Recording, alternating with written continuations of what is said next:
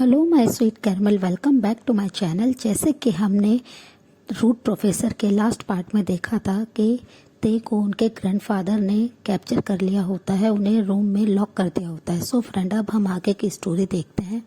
ते रूम में आके बहुत ज़्यादा परेशान होते हैं। वो बार बार डोर पे नॉक करते हैं और डोर को ओपन करने के लिए कह रहे होते हैं, पर कोई भी उनकी आवाज़ नहीं सुन रहा होता है, उनकी बात नहीं मान रहा होता है, जिससे ते बहुत ज़्यादा परेशान हो जाते हैं।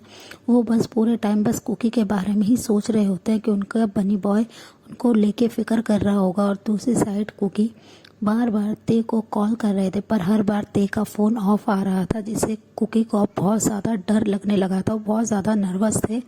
वो बस ते के बारे में ही सोच रहे थे कि ते कैसे होंगे, वो ठीक तो होंगे। ऐसे ही उनके काफ़ी डेज जाते हैं। ते को अब बस मेंशन में रखा जा रहा था, उन्हें बाहर जाने की परमिशन नहीं थी। वो पूरा दिन मेंशन में रहते थे और उनके ग्रैंडफादर हर तरीके से ते को प्रेशराइज कर रहे थे ताकि वो वायन से शादी कर ले, पर ते इसके लिए बिल्कुल भी एग्री नहीं हो रहे थे। वो बहुत ज़्यादा इसके अगेंस्ट थे और वो हर सेकंड बस अपने कुकी को मिस कर रहे थे। उनके बारे में ही सोच रहे थे कि उनके कुकी पे इस समय क्या बीत रही होगी, कहीं वो उनका कुकी उन्हें चीटर ना समझे कि ते उन्हें चीट करके यहाँ से चले गए। ये सब सोच कर ते बहुत ज़्यादा परेशान थे।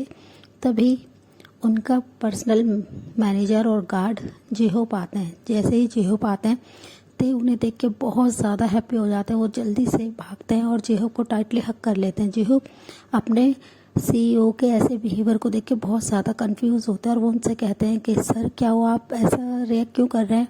तभी ते उनसे कहते हैं कि मैं बस यहाँ से जाना चाहता हूँ। तभी जेहोप अपने हेड को नीचे कर लेते हैं और कहते हैं कि सर सॉरी, आपको यहाँ से जाने की परमिशन नहीं है और मैं आपकी इस चीज़ में कोई भी हेल्प नहीं कर सकता हूँ, बिकॉज आपके ग्रैंडफादर ने स्ट्रिक्टली वार्न करा है कि आप इस मेंशन से बाहर नहीं जा सकते। हर जगह उन्होंने बहुत ज़्यादा स्ट्रिक्ट अपने गार्ड्स लगा रखे हैं, आपको यहाँ से जाने के लिए वो बिल्कुल भी अलाउ नहीं करेंगे। ये सुनकर ते को बहुत ज़्यादा गुस्सा आ रहा होता है कि वो फाइनली यहाँ पे क्यों आए, उन्होंने अपने ग्रैंडफादर की हेल्थ के बारे में क्यों सोचा। वो उनके पास नहीं आते तो आज वो अपने कुकी के पास होते, जिससे वो बहुत ज़्यादा परेशान हो जाते हैं और वो काउच पे बैठ जाते हैं। उन्हें इतना ज़्यादा परेशान देख के जेहोप उनके पास आते हैं और उनसे कहते हैं सर, मैं आपकी कोई ज़्यादा मदद तो नहीं कर सकता हूँ, पर मैं आपके लिए एक इन्फॉर्मेशन लाया हूँ। ये सुनकर ते जल्दी से उनकी तरफ देखते और कहते क्या इन्फॉर्मेशन। तभी जेहोप उनकी तरफ एक फाइल को आगे करते हैं और उनसे कहते हैं कि सर, इसमें जो वायन मैम है उनके बारे में कुछ पर्सनल इन्फॉर्मेशन है, आप चाहें तो इसे रीड कर सकते हैं। मैंने कई बार सोचा कि मैं आपके ग्रैंडफादर को ये दे दूं, पर वो उन पर इतना ज़्यादा ब्लाइंडली ट्रस्ट करते हैं, वो उन्हें कुछ नहीं कहेंगे। वायन मैम आपको चीट कर रही है। ये सुनकर ते तुरंत ही उनकी तरफ देखते हैं, उनके एक्सप्रेशन एकदम डार्क हो जाते हैं और उनके एक फेस पे एक डेविल सी स्माइल आती है और वो फाइल को ले लेते हैं और वो ऐसे ही अब एकदम काम हो जाते हैं। वो कामली अपने वर्क को कर रहे होते हैं। वो अपने सारे ऑफिस के काम को अपने मेंशन से ही कर रहे होते हैं, क्योंकि उन्हें बाहर जाना बिल्कुल भी अलाउ नहीं होता। और दूसरी तरफ कुकी बिल्कुल ते के लिए क्रेजी हो रहे थे। वो यूनिवर्सिटी तो जाते हैं पर उनका ध्यान बिल्कुल भी स्टडी में नहीं होता है। वो हर सेकंड बस ते को ही मिस करते हैं।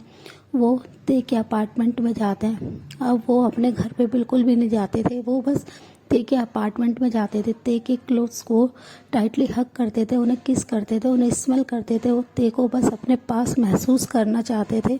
वो ते के लिए क्रेजी हो रहे थे। वो बिलीव नहीं कर पा रहे थे कि ते उनसे दूर जा सकते हैं। ते ऐसा कैसे कर सकते हैं। उनका दिल ये मानने के लिए तैयार ही नहीं था कि उनका लव उन्हें चीट कर सकता है, उन्हें छोड़ सकता है। वो बस हर सेकंड बस ते के लिए एकदम दीवाना होते जा रहे थे। वो ते को बहुत ज़्यादा डीपली मिस करते थे। ऑलमोस्ट अब वो बहुत ज़्यादा वीक होने लगे थे। ते को गए हुए अब 10 डेज से ऊपर हो चुके थे और दूसरी साइड ते के मेंशन में उनकी वेडिंग की प्रिपरेशन चल रही थी। ते बिल्कुल साइलेंट थे, वो बहुत ज़्यादा शांत दिखाई दे रहे थे और वो पहले की तरह कुछ भी प्रोटेस्ट नहीं कर रहे थे। वो कोई भी अपने ग्रैंडफादर से बात नहीं कर रहे थे। उनके ग्रैंडफादर भी ते के ऐसे रिएक्शन को देख के बहुत ज़्यादा कंफ्यूज थे, पर वो कहीं ना कहीं हैप्पी थे। वो बस इस चीज़ से खुश थे कि वो फाइनली अपने ग्रैंडसन की मैरिज करा पाएंगे और वो उनके बेबीज़ को देखेंगे। ये सोचकर ही वो बहुत ज़्यादा खुश थे। ते बस कुकी को पूरा पूरा दिन याद करते थे। उनके पास एक भी ऐसा चीज़ नहीं थी जिससे वो कुकी को कांटेक्ट कर पाए, वो कुकी के पास कोई भी मैसेज दे पाए। वो बस कुकी के लिए डर रहे थे कि कुकी उन्हें लेके क्या सोचेंगे। वो बस हर सेकंड बस कुकी के बारे में ही सोचते रहते थे। वो अपने बेड पे लेटे हुए थे और उनकी आंखों के साइड के कॉर्नर से आंसू ड्रॉप हो रहे थे। उनके जहन में बस उनका बेबी बनी ही चल रहा था कि कुकी इस समय क्या कर रहा होगा, कुकी उनको लेकर कितने ज़्यादा वरीड होंगे। ये सोचकर ते की आंखों के कॉर्नर से आंसू गिर रहे थे। ऑलमोस्ट 15 डेज के बाद आज ते और वायन की वेडिंग थी। ते रेडी हो गए थे और वो मिरर के सामने बस बैठे हुए थे और वो कुकी को ही इमेजिन कर रहे थे कि वो कुकी को कैसे चीट कर सकते हैं, वो क्या करेंगे। वो बस यही सोच रहे थे और वो बहुत ज़्यादा इस समय नर्वस थे। जैसे ही उनके ग्रैंडफादर उनके पास आते हैं, वो अपने ग्रैंडसन को इतना ज़्यादा तैयार होते देख के बहुत ज़्यादा हैप्पी होते हैं, वो बहुत ज़्यादा खुश होते हैं और वो ते के पास आते हैं, उनके हैंड को होल्ड करते और कहते हैं, सॉरी ते, तुम्हें लग रहा होगा कि मैं कितने ज़्यादा रूड हूँ। मैंने तुम्हें ऐसे कैप्चर करके रखा बस बेबी, मैं तुम्हारी हैप्पीनेस चाहता हूँ। मैं चाहता हूँ कि तुम्हारी एक फैमिली हो, मेरे बाद तुम्हारे पास कोई नहीं होगा, इसलिए मैं तुम्हारे साथ फोर्स कर रहा हूँ मैरिज के लिए। अदरवाइज़ तुम इसके बाद फ्री हो, तुम अपनी अच्छे से लाइफ जी सकते हो। वायन बहुत अच्छी लड़की हो, तुम्हारा बहुत अच्छे से ध्यान रखेगी। ये सुनकर ते बस उनकी तरफ देखते हैं और उनकी आंखें रेड होने लगती है। उनके ग्रैंडफादर उनके हैंड को होल्ड करते और कहते हैं, प्लीज़ बेबी, मेरी बात को समझने की कोशिश करो। मैरिज तुम्हारे लिए बहुत ज़रूरी है, तुम उसके साथ बहुत हैप्पी रहोगे, वायन तुम्हें बहुत प्यार करेगी। और वो ये कहकर स्माइल करते हैं। ते बस उनकी तरफ इमोशनलेस फेस से देख रहे थे, वो कुछ भी आंसर नहीं कर रहे थे। थोड़ी देर बाद उनके फादर नीचे चले जाते हैं, ग्रैंडफादर, और वो ते से कहते हैं कि तुम भी जल्दी से आ जाओ, वायन तुम्हारा वेट कर रही है। ये सुनते ही ते हूँ में आंसर देते हैं। थोड़ी देर बाद वो भी स्टेज पे आ जाते हैं और वो बस खड़े हुए थे।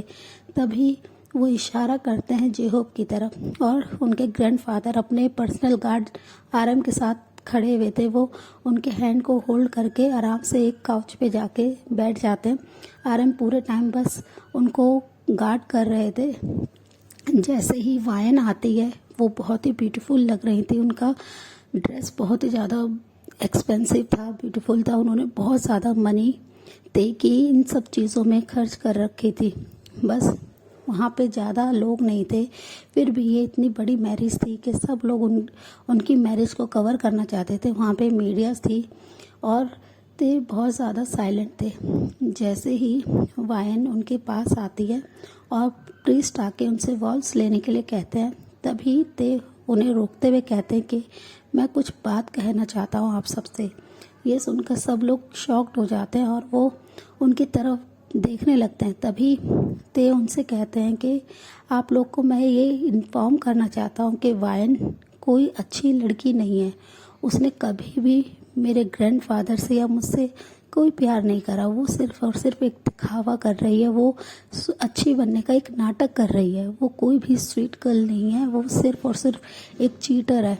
उसने हमेशा मेरे ग्रैंडफादर को अपने कॉन्फिडेंट में लेके उनके मनी को यूज़ किया है और वो एक फाइल को आगे करते हैं जिसमें जितने भी उन्होंने उनके ग्रैंडफादर के बिना परमिशन के मनी ली होते, जो कि बहुत ही ज़्यादा ह्यूज अमाउंट होता है, वो सारा चीटिंग करके वायन ने अपने पास ली होती है। और वो ये भी बोलते हैं कि वायन का इस चीज़ में उनका एक पार्टनर है जिसका नाम है बोगम।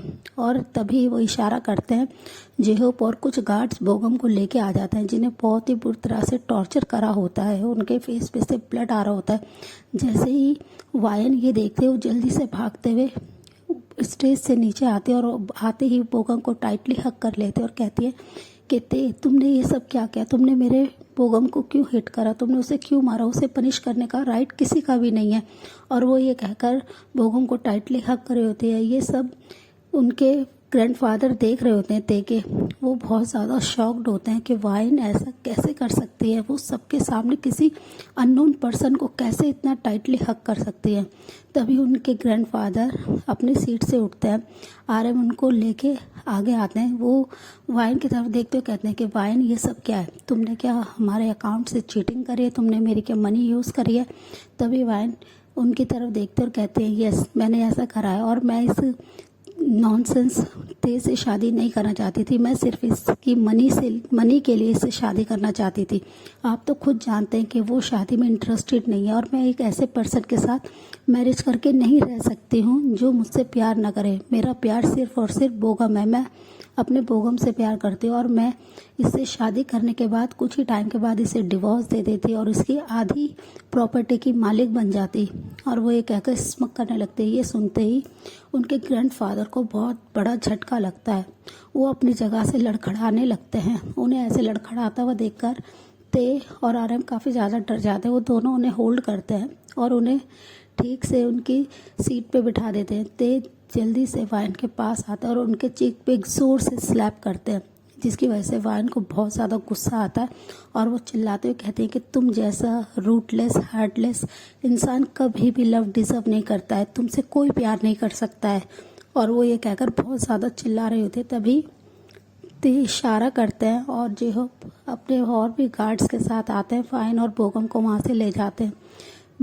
ते के ग्रैंडफादर बहुत ज़्यादा शर्मिंदा होते हैं और वो बस ते की तरफ देख रहे होते हैं और कहते हैं कि सॉरी सन, मेरे पागलपन ने तुम्हें फिर से हर्ट कर दिया, तुम हमेशा बचपन से हर्ट होते आए हो, मैं बस तुम्हारी खुशी चाहता था। और वो ये कहकर रोने लगते हैं।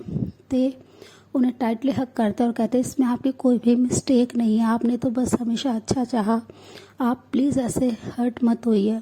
और वो ये कहकर उन्हें अपने साथ मेंशन में लेके आ जाते हैं। ते के ग्रैंडफादर बहुत ज़्यादा वीक हो गए थे, वो इस चीज़ को बर्दाश्त नहीं कर पा रहे थे। ते उनके टेक केयर में बहुत ज़्यादा बिजी हो गए थे, वो बिल्कुल ही कुकी के बारे में भूल गए थे। अब ऑलमोस्ट ते के ग्रैंडफादर ज़्यादा अब वर्क भी नहीं कर पाते थे, वो पूरी कंपनी सिर्फ और सिर्फ ते के लिए छोड़ रहे थे। वो ते को कहते हैं कि अब तुम ही इस कंपनी के अच्छे से टेक केयर करो, मैं नहीं चाहता हूँ कि ये बिज़नेस ख़राब हो, इसे मैंने बहुत मेहनत से स्टार्ट करा है बेबी। और वो ये कहकर उनके चिक पे अपने हैंड से प्यार से स्लाइड करते हैं। ये सब की वजह से ते बहुत ज़्यादा बिजी रहने लगे थे। वो अब कुकी के बारे में बिल्कुल भी नहीं सोच पा रहे थे, वो क्या करेंगे क्या नहीं। वो जब भी सोचते थे कुकी से बात करने की, पर उनके इतने ज़्यादा वर्क की वजह से वो बिल्कुल भी वक्त नहीं निकाल पा रहे थे। और कुकी दूसरी तरफ क्रेजी होते जा रहे थे। ते को अब करीब 1 मंथ हो चुका था, उनके बारे में कुछ भी इंफॉर्मेशन कुकी के पास नहीं थी।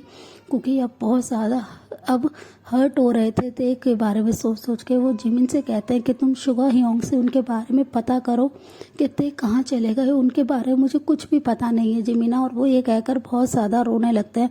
जिमिन उनके बात सुनकर कहते हैं कि मैं जल्दी ही शुगा से उनके बारे में पता करूँगा कि प्रोफेसर किम कहाँ जा सकते हैं। वो जैसे ही उनसे मिलते हैं शुगा से, वो शुगा से पूछते हैं कि शुगा प्लीज़ आप मुझे बताइए कि प्रोफेसर किम कहाँ चले गए हैं, क्योंकि उनको लेके बहुत ज़्यादा क्रेज़ी हो रहा है। क्योंकि बहुत ज़्यादा वीक हो गया है, वो अपनी हेल्थ का ध्यान नहीं रखता है, वो हर वक्त बस रोता रहता है, वो हर वक्त अपने ते को मिस करता है। ते ने क्या उन्हें चीट किया है। सो फ्रेंड, इस पार्ट को हम यहीं एंड करते हैं, मिलते हैं आपसे नेक्स्ट पार्ट में। तब तक आप मेरी वीडियो को लाइक शेयर कीजिए और मेरे चैनल को प्लीज़ सब्सक्राइब कीजिए। Bye friend.